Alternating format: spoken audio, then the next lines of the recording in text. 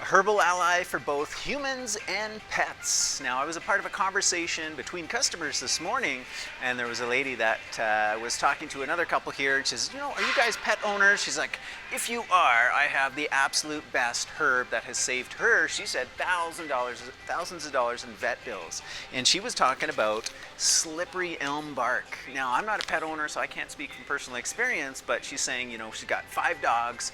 Whenever they get the, kind of the runs, the upset tummy, that kind of thing, she says her go-to is slippery elm powder. So she'll take a little bit, tablespoon, and her pets are quite small, little dogs. Anyways, mixes them up with the 3 times the volume in water, essentially creates a paste with the slippery elm, and she says that fixes any of the digestive issues that her pets are having. Therefore, doesn't have to go to the vet and saves on those bills. Hey, it works just as well for humans as it does pets, apparently, because this is a herb that I know is very good for the digestive tract.